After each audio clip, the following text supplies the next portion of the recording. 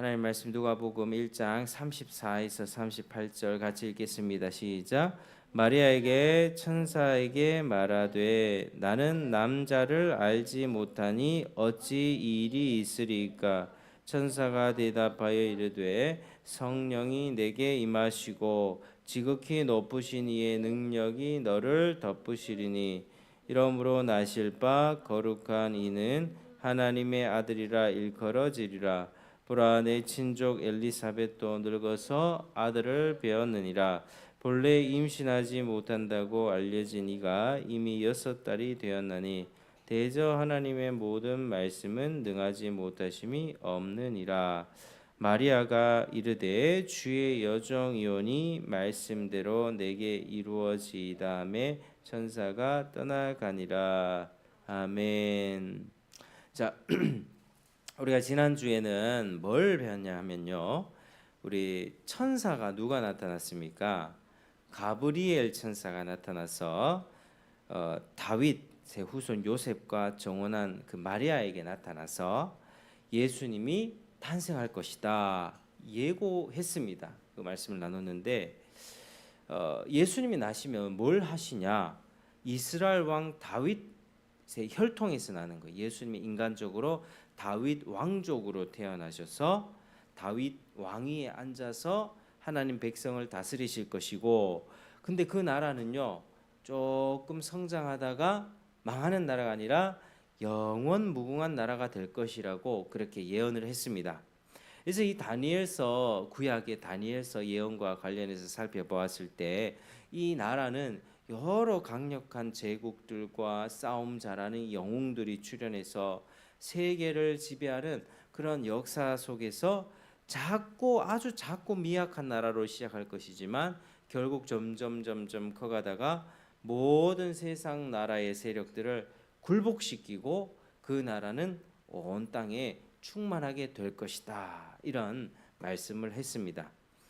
그래서 우리 예수님께서 왕으로 통치하시고 이 예수님의 왕권이 완전히 이루어지는 그 때가 반드시 옵니다. 그래서 우리는 예수님을 잘 믿고 그렇게 그 날을 준비하면서 사는 것이죠. 그래서 오늘은 34절부터 살펴볼 텐데, 이 이야기를 딱 마리아가 들었을 때 일단 마리아는 어떻게 자기에게 그런 일이 일어날 수 있는가 하면서 의심했습니다. 무엇보다도 자신 아직 요셉과 정혼한 사이인 것은 사실이지만 아직 부부 관계는 맺지 않은 때였으므로 아이를 임신하는 것 자체가 불가능하다고 생각했습니다.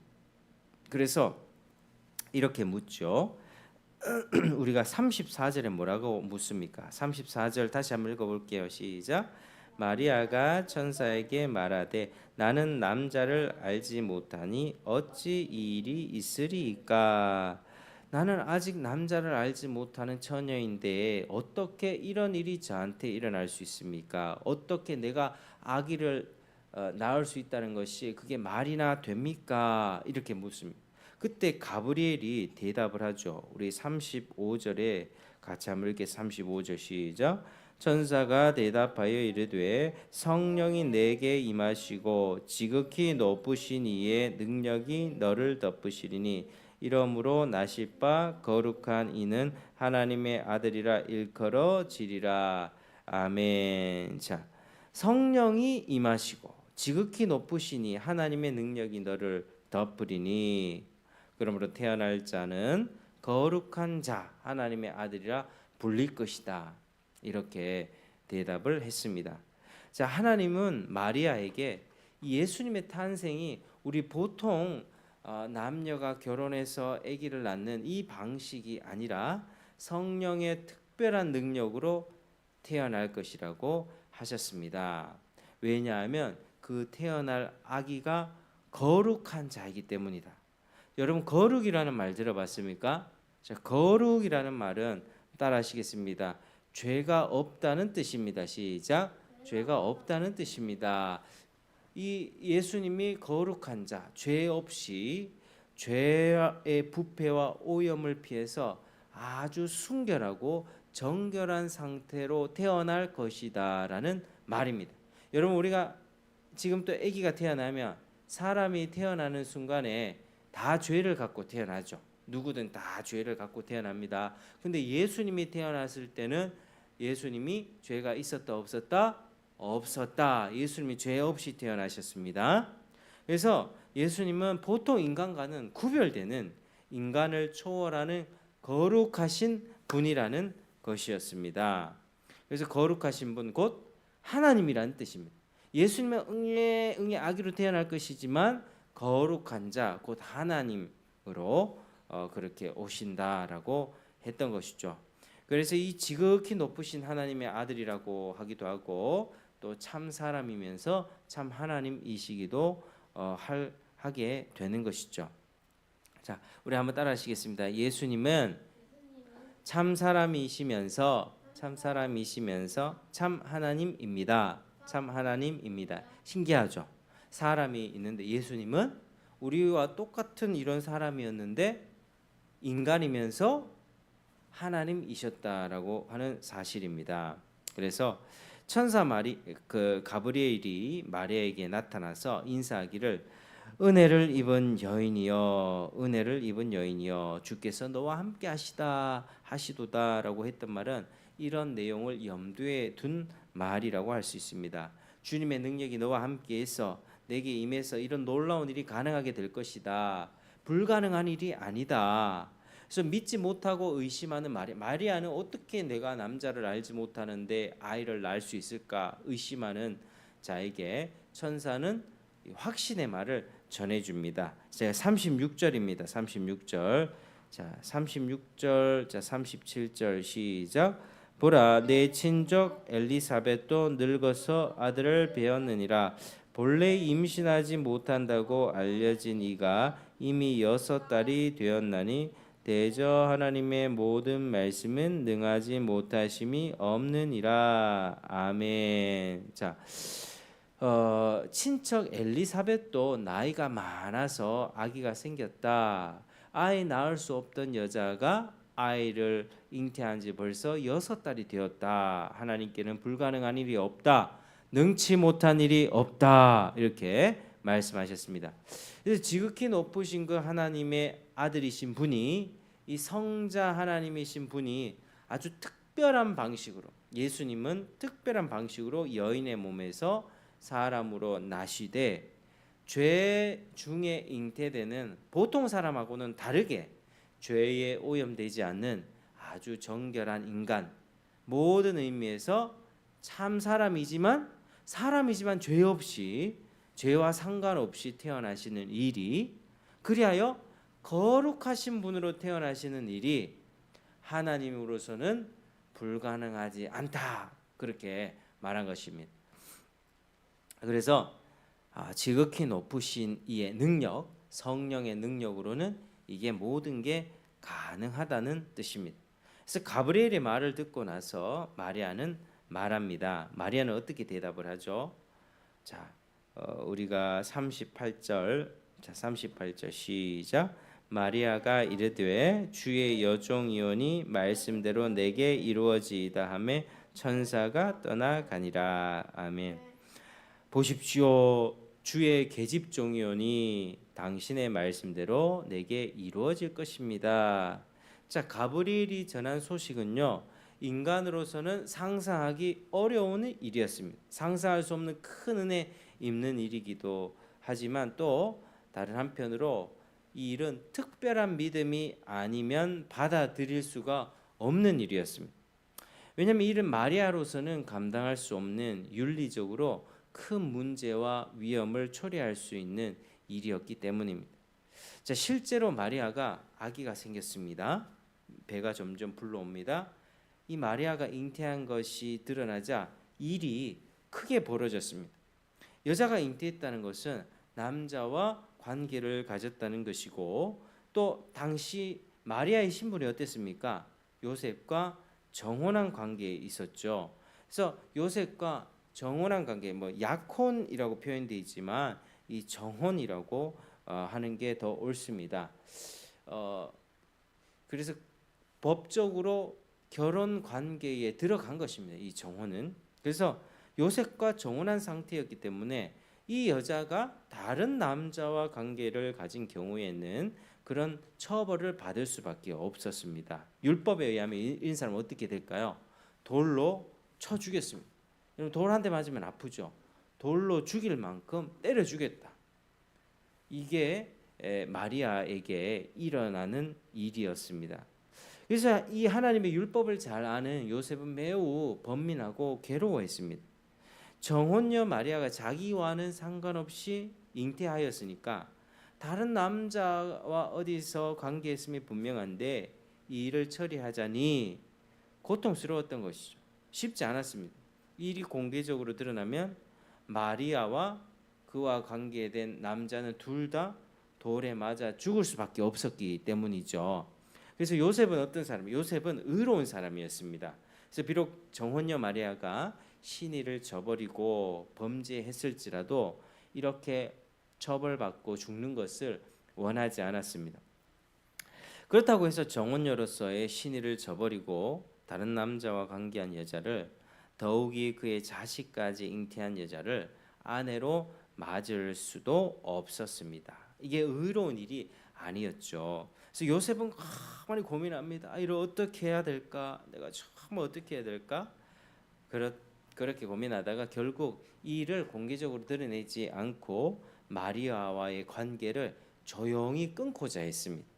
마리아를 죽지 않게 하면서 그와의 관계를 조용히 정리하고자 했던 것이죠. 그때 주님의 천사가 꿈에 요셉에게 알려줍니다. 마리아의 잉태는 어떤 불륜으로 인한 게 아니라 성령의 능력이고 무한하신 능력으로 특별히 가능하게 된 일이므로 마리아를 아내로 맞아들이기를 두려워 말라고 당부한 것입니다. 자, 물론 하나님의 특별한 간섭과 도우심으로 그리고 남편 요셉의 의롭고도 깊은 사랑과 배려로 일의 결말이 아름답게 되었지만요.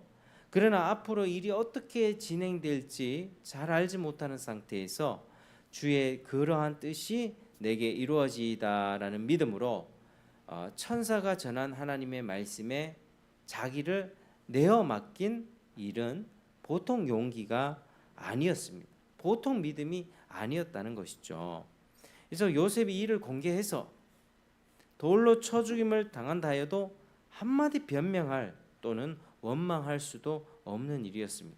그래서 이 마리아의 입장에서는 굉장히 위험한 일, 자기 목숨이 달린 일임에도 불구하고 주의 계집종이오니 주의 뜻대로 내게 이루어지이다라고 자기를 맡겼다는 것입니다. 38절에 그죠? 주의 여종이오니 말씀대로 내게 이루어지이다 하며 천사가 떠나가니라. 여러분, 이 마리아의 오늘 믿음을 살펴보는 것인데요. 자신을 하나님의 뜻에 완전히 맡겼습니다. 하나님 나를 죽이시든 살리시든 그거 다 하나님의 뜻입니다. 하나님의 거룩하신 뜻에 나를 드립니다. 이렇게 완전히 드렸습니다. 그래서 목숨을 건 믿음의 고백이고 아름다운 헌신이라고 할 수 있는 것입니다. 자, 오늘 말씀을 통해서 우리는 마리아의 믿음이 굉장히 놀랍다는 것을 알 수 있습니다. 여러분, 믿음은요, 나 예수님 믿는데요, 말로만 믿는 게 아니라 정말 내 삶에서 예수님을 사랑하고 예수님을 위해서 손해보고 예수님의 말씀에 순종하기 위해서 대가를 지불하는 그러한 과정들이 바로 실제적인 믿음입니다. 자기를 향한 하나님의 계획은 사랑하는 남편과의 정원 관계가 다 깨어질 수 있는 일이었습니다. 또한 평생 자기 가문의 수치를 남기는 일이며 결국 자기가 죽음에 처해질 수 있는 그런 위험한 일이었습니다. 그런데도 마리아는 어떻게 해요? 자신을 하나님의 뜻 앞에 내어드렸습니다. 자신의 삶을 드렸다는 것입니다. 자기 목숨까지도 드렸다는 것이죠. 그래서 어느 시대건 간에 지금 시대건 과거든 아주 오래 고대 시대든 주님을 참되게 믿는 자들은 이런 믿음과 헌신이 있습니다. 왜냐하면 그들은 주님을 구원자로만이 아니라 주인으로 섬기기 때문입니다. 한번 따라하시겠습니다. 주님을 구원자로만 아니라 주인으로 섬깁니다. 주인으로 섬깁니다. 그러니까 우리가 예수님을 믿을 때는 예수님이 나를 천국 보내주니까 그 이유 하나만으로 믿는 게 아니라는 거예요. 나를 천국 보내줄 뿐만 아니라 내가 천국 가는 그날까지, 주님이 나를 천국 보내시는 그날까지 내가 마음대로 사는 게 아니라 주님의 말씀에 하나하나 순종하면서 주님의 뜻에 자신을 내어드리면서 사는 것, 그게 참된 믿음입니다. 그래서 우리가 잘 아는 구절에 로마서 10장 13절 이 말씀이 있습니다. 따라하시겠습니다. 누구든지 주의 이름을 부르는 자는 구원을 받으리라. 자, 여기서 주의 이름을 부를 때요, 우리가 주의 이름을 한번 불러볼까요? 예수님 불러볼까요? 시작. 예수님. 자, 우리가 밖에서 누구 예수님 이름 부르면은 어떻게 됩니까? 예수님이라고 이렇게 부르면 어떻게 되죠? 아무 일이 일어나지 않습니다. 내가 예수님 이름을 불렀다고 해서 내가 어디에 박해를 당하거나 내가 어려움을 당하거나 그렇게 죽임을 당하거나 그렇지 않습니다. 아무런 의미 없이 예수님 이렇게 이름을 부르는 게 아닙니다. 정말 예수님의 이름을 부른다는 것은 인생에 무게를 담고 내 목숨을 담아서 부르는 것입니다. 예수님 이름 부를 때 정말 내 인생에 모든 무게를 담아서 예수님이라고 부르는 거죠. 그래서 참된 신앙인에게는 그런 무게감이 있습니다. 주의 이름을 부른다는 것이 이 당시 때는요, 당시에 로마 시대 때 황제가 있었습니다. 황제는 뭘 강요해? 모든 로마 시민들은 나를 숭배해라. 자기가 신대접 받기를 원했습니다. 나를 신으로 경배해라. 그렇지 않으면 다 죽일 거다. 이렇게 했을 때 보통 사람들은 죽기가 두려워서 다 로마 황제에게 절을 하고 신으로 높였습니다. 그런데 이 그리스도인들, 예수님을 믿는 사람들은요, 황제한테 절한 게 아닙니다. 황제한테 절해, 아니면 너 죽어, 이랬을 때 예수 믿는 사람들이 황제께 절을 할 수가 없습니다. 예수님이 참 왕이고 참 신이십니다 라고 고백하면서 그렇게 실제로 죽임을 당했던 거죠. 그래서 주의 이름을 부른다는 것은 내 인생의 무게를 담고 내 목숨의 무게를 담아서 부른다는 것이죠. 여러분, 예수님을 믿는다는 것은요, 그냥 좋으니까, 재미있으니까, 이게 아닙니다. 정말 주님을 따르는 게 나은지 아니면 내 생각대로 나은지 철저하게 계산을 해보는 거예요. 예수님을 따라가는 길과 아니면 내 생각대로, 그냥 소소하게 내 생각대로 살아갈 거야. 이걸 철저히 비교해보고 대가를 지불하면서 주님을 따르는 것입니다. 주님을 위해서 뭘 내려놓을까요? 내 자존심, 그리고 내 고집, 내 계획, 내가 생각하는 가장 귀한 것들을 내려놓고 때로는 목숨까지 내려놓는 것입니다. 여러분, 우리 오늘날 우리 교회의 신앙생활에는 비용 계산과 대가 지불이 없습니다. 한번 따라 하실까요? 비용 계산과 대가 지불. 자, 비용을 계산기로 한번 두드려 보는 거예요.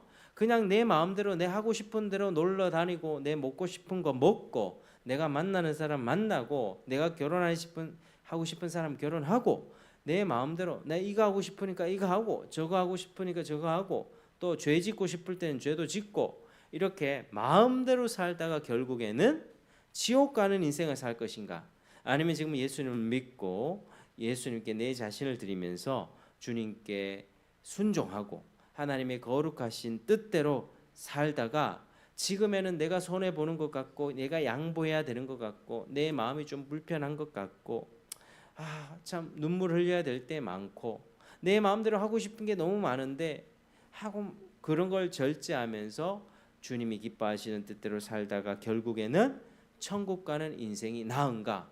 여러분 어떤 길을 선택하시겠습니까? 계산을 해보십시오. 내 마음대로 살다가 지옥 가는 게 좋겠습니까? 하고 싶은 거 다 하고 게임하고 놀고 만날 거 먹고 다 하다가 지옥 가는 인생이 낫겠습니까? 아니면 예수님을 믿고 예수님의 뜻대로 살다가 예배하면서 순종하면서 화내고 싶을 때도 주님의 말씀대로 용서하고 그렇게 살다가 주님 나라 천국에 영원히 들어가는 게 낫겠습니까? 당연히 후자죠. 주님의 뜻대로 살면서 천국 가는 인생이 가장 복된 인생입니다.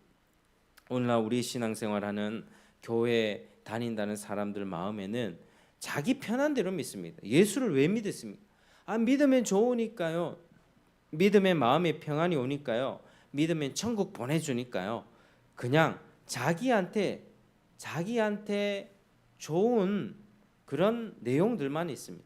그러다가 고난이 올 때, 여러분 예수님 믿는 사람에게도 어려움이 찾아오거든요. 어려움이 딱 찾아올 때 이런 사람들 어떻게 반응하죠?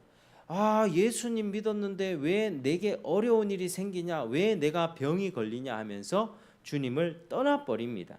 쉽게 믿었다가 쉽게 떠나는 거, 그거 아니라는 거죠. 우리가 인간관계 할 때도 두 사람의 결혼 관계든 연인 관계든 두 사람의 관계가 아주 깊다는 것은요, 쉽게 그 사람을 믿고 어려운 일이 있을 때 쉽게 돌아서는 게 아닙니다. 그 사람과의 관계 속에서 진지하게 만나고 진지하게 교제하다가 어려운 일이 있을 때 떠나는 것이 아니라 어려운 일을 함께 잘 극복해 나가는 것이 성숙한 사람들의 모습이죠. 인간관계에도 그러는데 하나님과의 관계도 마찬가지입니다. 하나님이 내 뜻을 잘 안 들어주는 것 같아요. 하나님 내 기도도 안 들어주는 것 같고 하나님 나에게 어려움을 주십니까? 막 불평하다가 교회를 끊어버립니다. 그거는 참된 믿음이 아닙니다. 여러분 자기의 유익을 위해서 믿는 것은 믿음이 아닙니다. 내가 원하는 거 주세요. 안 주면 안 믿을 거예요. 누가 손해입니까? 자기만 손해죠. 하나님은 망가진 인생들을 향해서 구원의 은혜를 베풀어 주십니다. 예수님의 십자가의 은혜를 값없이 우리에게 주십니다. 그 은혜를 받은 우리는 감사하는 마음으로 하나님께 기쁨을 돌려드리려고 하나님을 더 사랑하기 위해서 그런 마음으로 믿는 것입니다. 때로는 여러분 어려움이 올 때 있어요. 예수님을 믿고 교회를 다녔더니 더 어려워질 수 있어요. 어떨 때는 손해를 봐야 될 때도 있고 때로는 내 고집과 성질을 꺾어야 될 때도 있고 또 대가를 치러야 될 때도 있습니다. 그리고 눈물로 참고 견뎌야 될 때도 옵니다. 반드시 옵니다. 그런데 그럴 때 우리가 그걸 감당할 수 있는 것은 주님이 기뻐하시기 때문에 그렇게 하는 것입니다. 그렇게 순종하고 헌신하는 자에게는 당연히 기쁨이 따라오고요, 평안이 따라오고 결국 나중에 천국에 가는 복을 얻게 되는 것입니다.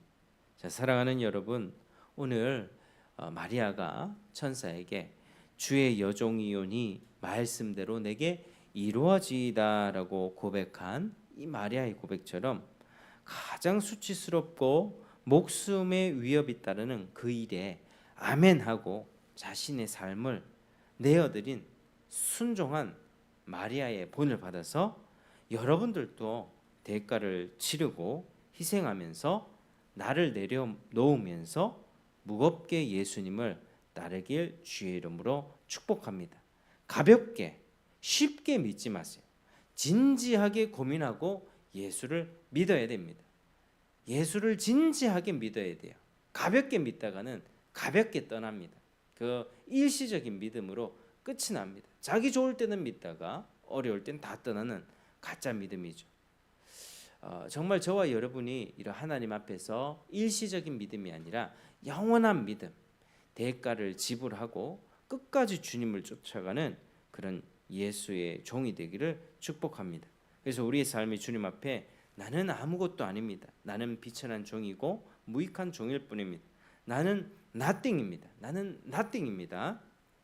라는 진실한 고백과 더불어 우리 주님께 헌신하는 우리 주의 백성 되기를 주의 이름으로 축원합니다.